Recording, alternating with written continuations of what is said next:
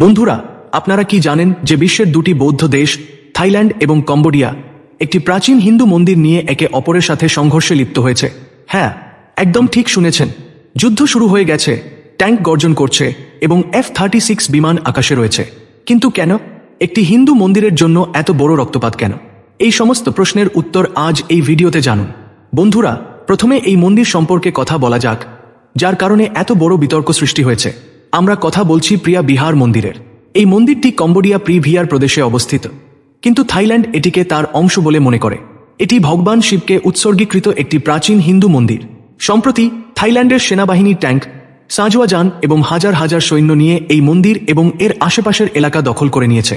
জবাবে কম্বোডিয়ার সেনাবাহিনী ক্রমাগত রকেট নিক্ষেপ করছে এবং থাইল্যান্ড তার F-36 যুদ্ধবিমান দিয়ে পাল্টা আক্রমণ করছে। ভাবুন তো, মাত্র 100 মিটার এলাকা নিয়ে এত ভয়ানক যুদ্ধ। আপনাদের মনে নিশ্চয়ই এই প্রশ্ন আসছে যে এমনটা কেন হচ্ছে? উভয় দেশই বৌদ্ধ ধর্ম পালন করে, তাহলে তারা একটি হিন্দু মন্দিরের জন্য কেন লড়ছে?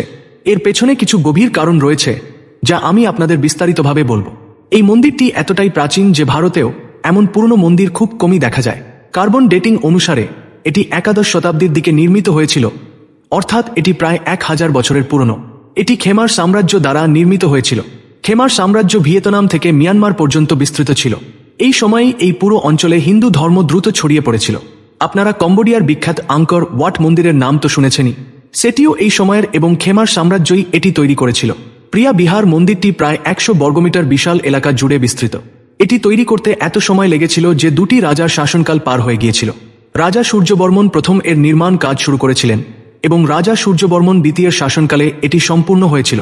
এই রাজারা এই মন্দিরটি ভগবান শিবকে উৎসর্গ করেছিলেন। প্রায় 350 বছর ধরে খেমার সাম্রাজ্য এখানে ক্ষমতায় ছিল। তারপর ধীরে ধীরে হিন্দু ধর্মের জায়গা বৌদ্ধ ধর্ম নিয়ে নেয় এবং এই পুরো এলাকা বৌদ্ধ ধর্মের প্রভাবে আসে। ছোট ছোট রাজ্য তৈরি হয় এবং তারা নিজেদের মধ্যে যুদ্ধ করতে থাকে। তবে আসল মোড় আসে 1962 সালে, যখন এই মন্দিরটি নিয়ে থাইল্যান্ড এবং কম্বোডিয়াতে একটি বড় যুদ্ধ হয়। উভয় দেশই আন্তর্জাতিক বিচার আদালতে যায়। আপনারা জেনে অবাক হবেন যে এই যুদ্ধ 45 বছর ধরে চলেছিল।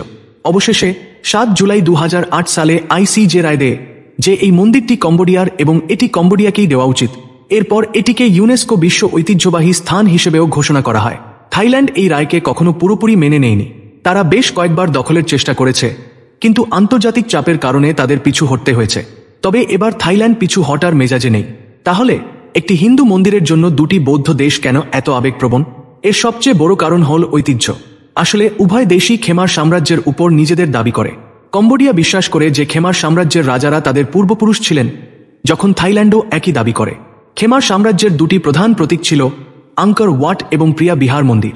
যদি উভয় মন্দিরই কম্বোডিয়ার দখলে থাকে, তাহলে এর অর্থ হল খেমার সাম্রাজ্যের ঐতিহ্যের উপর কম্বোডিয়ার দাবি শক্তিশালী হয়। থাইল্যান্ড এই অঞ্চলের সবচেয়ে শক্তিশালী দেশ এবং তারা চায় যে ইতিহাসও তাদের পক্ষে থাকুক। যদি আঙ্কর ওয়াট কম্বোডিয়ার কাছে থাকে, তাহলে থাইল্যান্ড প্রিয়া বিহার মন্দিরকে তাদের ঐতিহ্যের অংশ মনে করে, যাতে তারা এই পুরো অঞ্চলে নিজেদের একটি অভিজাত দেশ হিসেবে উপস্থাপন করতে পারে। এছাড়াও অর্থ এবং কৌশলগত কারণও একটি বড় কারণ। প্রিয়া বিহার মন্দির পর্যটনের দিক থেকে খুবই গুরুত্বপূর্ণ। যদি এটিকে সঠিকভাবে বিকশিত করা যায়, তাহলে এটি উভয় দেশের অর্থনীতিতে একটি বড় উত্থান ঘটাতে পারে। থাইল্যান্ড এটিকে দখল করে আশেপাশে পর্যটনকে উৎসাহিত করতে চায়, বিশেষ করে ভারত এবং বিশ্বজুড়ে হিন্দুদের আকর্ষণ করে মোটা মুনাফা অর্জন করতে চায়। এছাড়াও এই মন্দিরটি কৌশলগতভাবেও খুবই গুরুত্বপূর্ণ। এটি 525 মিটার উঁচু একটি পাহাড়ের উপর নির্মিত এবং এর আশেপাশের জমি সমতল। অর্থাৎ যদি এই মন্দির আপনার কাছে থাকে, তাহলে আপনি একটি বিশাল এলাকার উপর নজর রাখতে পারবেন।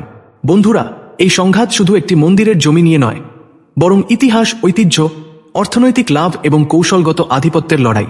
এটি আমাদের এটিও বলে যে হিন্দু ধর্মের শিক্ট কতটা গভীর এবং কতটা বিস্তৃত ছিল। এই পুরো বিষয়ে আপনার কি মতামত আমাদের কমেন্ট বক্সে অবশ্যই জানান।